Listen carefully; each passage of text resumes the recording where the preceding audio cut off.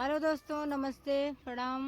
और आज दोनों बहनों लेकर आए हैं सास दामाद वाला जो वायरल हुआ है। और सास जो है दामाद को लेकर भाग जाती हैं, उसी के ऊपर गीत लेकर आए हैं हम दोनों। और गीत बहुत ही सुंदर है, फुल वॉच करना आप लोग। और चलते हैं अब गीत के ऊपर लेकर। तो देखिए, में बताना गीत कैसी लगी। देखिए कि समाज को कितना गंदा कर रही हैं सास लोग, जो दामाद को लेकर फरार हो गई हैं। तो बस उन्हीं के ऊपर ये गीत है। से आप सब सुनिए। गीत के माध्यम से आप लोगों को हम सुना रहे हैं और आप लोग कमेंट में बताना है गीत कैसा लगा।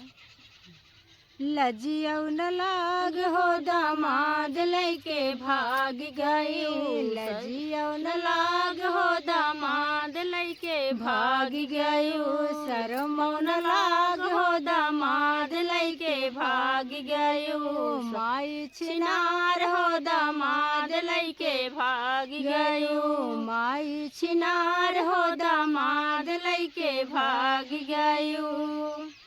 कैसे के कही हम तो का महतारी, कैसे कि कही हम तो का महतारी, माई से बनी गऊ सवतन हमारी, माई से बनी गयू सावते हमारी, जिंदगी में हमरे तू, जिंदगी में हमरे तू, अगिया लगायू दामाद लैके भाग गयो, सरा लगायू दामाद लैके भाग गयो, शरमौ न लाग हो दामाद लैके भाग गयो, लजियौ न लाग हो दामाद लैके भाग गयो, माई हमार हो दामाद लैके भाग गयो, माई हमार हो दामाद लैके भाग गयो। फोनवा मरायू तू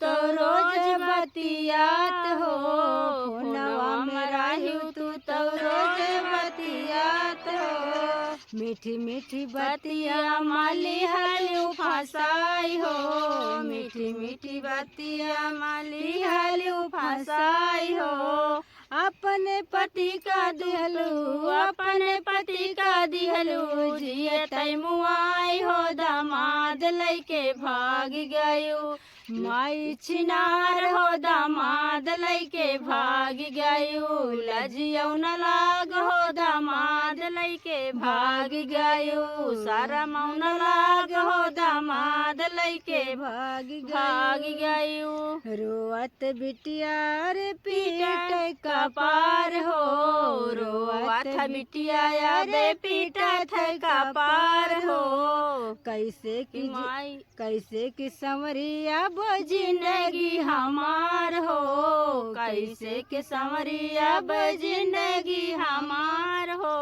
हमरे माई अब, हमरे माई अब, दुश्मन हमार हो दामाद लैके भाग गयो, शरमौ न लाग हो दामाद लैके भाग गयो, माई छिनार हो दामाद लैके भाग गयो, लजियौ न लाग हो दामाद लैके भाग गयो, माई हमार हो दामाद लैके भाग गयो, शरमौ न लाग हो दामाद लैके भाग गयो, लजियौ न लाग हो दामाद लैके भाग गयो।